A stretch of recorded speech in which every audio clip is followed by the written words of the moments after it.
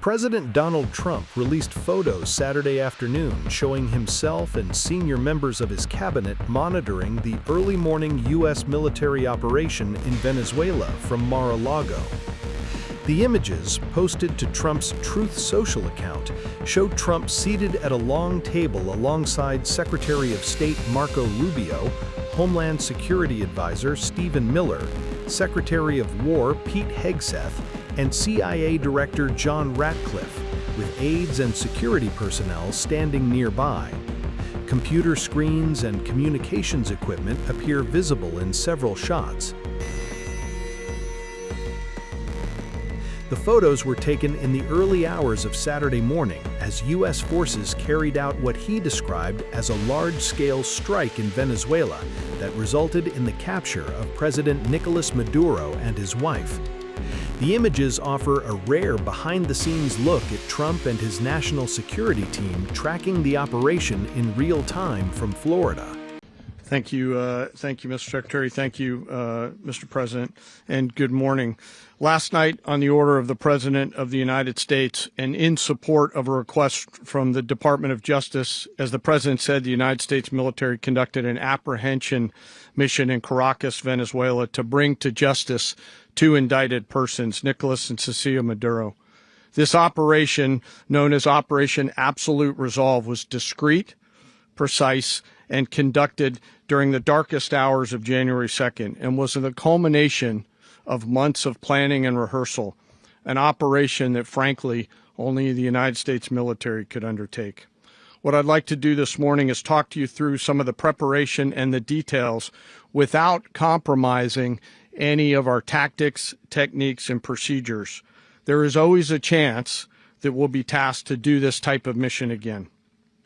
Our interagency work began months ago and built on decades of experience of integrating complex air, ground, space, and maritime operations. While the past 2 decades have honed the skills of our special operations forces, this particular mission required every component of our joint force, with soldiers, sailors, airmen, Marines, and Guardians working in unison with our intelligence agency partners and law enforcement teammates in an unprecedented operation.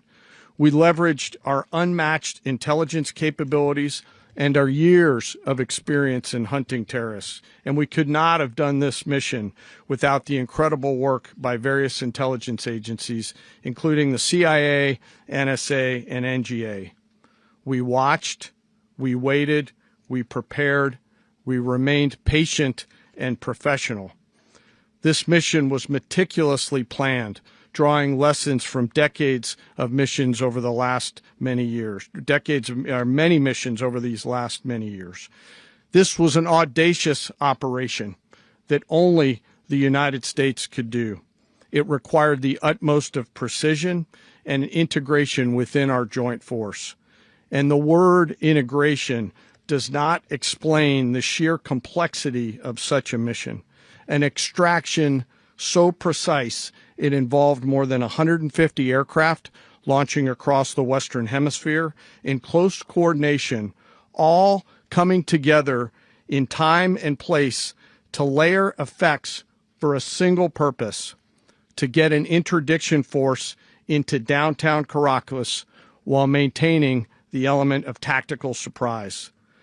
Failure of one component of this well-oiled machine would have endangered the entire mission, and failure is never an option for America's joint force.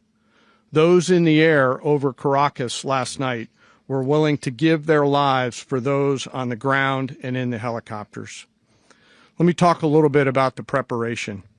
After months of work by our intelligence teammates to find Maduro and understand how he moved, where he lived, where he traveled, what he ate, what he wore, what were his pets, in early December, our force was set pending a series of aligned events.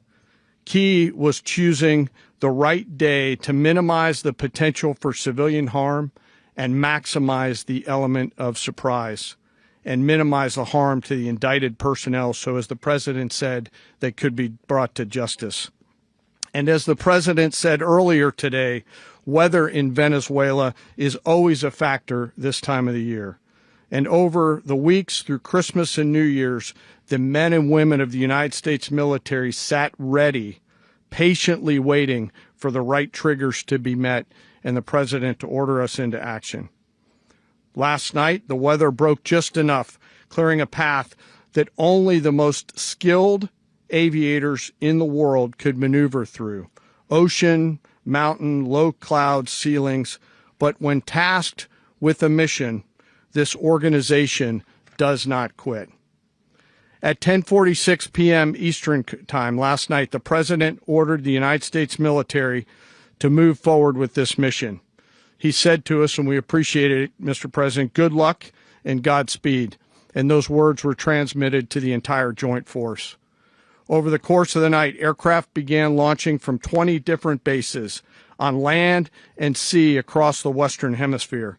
In total, more than 150 aircraft, bombers, fighters, intelligence, reconnaissance, surveillance, rotary wing were in the air last night. Thousands and thousands of hours of experience were airborne. Our youngest crew member was 20, and our oldest crew member was 49, and there's simply no match for American military might. As the night began, the helicopters took off with the extraction force, which included law enforcement officers, and began their flight into Venezuela at 100 feet above the water. As they approached Venezuelan shores, the United States began layering different effects provided by Spacecom, Cybercom, and other members of the interagency to create a pathway. Overhead, those forces were protected by aircraft from the United States Marines, the United States Navy, the United States Air Force, and the Air National Guard. The force included F-22s, F-35s, F-18s, EA-18s, E-2s, B-1 bombers, and other support aircraft, as well as numerous remotely piloted drones. As the force began to approach Caracas, the Joint Air Component began dismantling and disabling the air defense systems in Venezuela, employing weapons to ensure the safe passage of the helicopters into the target area. The goal of our air component is, was, and always will be to protect the helicopters and the ground force and get them to the target and get them home. As the force crossed the last point of high terrain where they'd been hiding in the clutter, we assessed that we had maintained totally the element of surprise.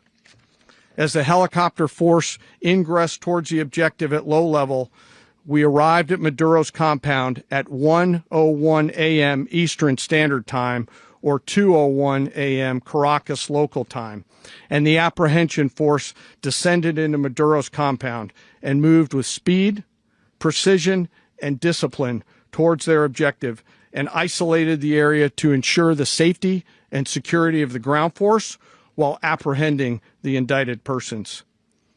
On arrival into the target area, the helicopters came under fire, and they replied with that fire with overwhelming force in self-defense. One of our aircraft was hit but remained flyable, and as the President said earlier today, all of our aircraft came home, and that aircraft remained flyable during the rest of the mission.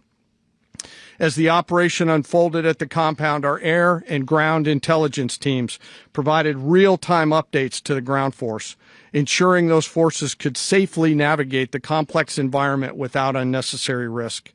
The force remained protected by overhead tactical aviation. Maduro and his wife, both indicted, gave up and were taken into custody by the Department of Justice, assisted by our incredible U.S. military with professionalism and precision, with no loss of U.S. life. After securing the indicted persons, the force began to prep for departure. Helicopters were called in to exfiltrate the extraction force, while fighter aircraft and remotely piloted aircraft provided overhead coverage and suppressive fire. There were multiple self-defense engagements as the force began to withdraw out of Venezuela. The force successfully exfiltrated and returned to their afloat launch bases, and the force was over the water at 3:29 a.m. Eastern Standard Time with indicted persons on board. And both Maduro and his wife were embarked aboard the USS Iwo Jima. In closing, what we've witnessed today is a powerful demonstration of America's joint force. We think, we develop, we train, we rehearse, we debrief, we rehearse again and again, not to get it right, but to ensure that we cannot get it wrong. Our jobs are to integrate combat power so when the order comes, we can deliver overwhelming force at the time and the place of our choosing against any foe anywhere in the world. I am immensely proud today of our joint force and filled with gratitude to represent them here today.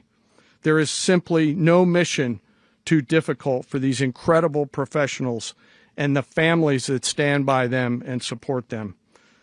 As we stand here this morning, our forces remain in the region at a high state of readiness, prepared to project power, defend themselves, and our interests in the region.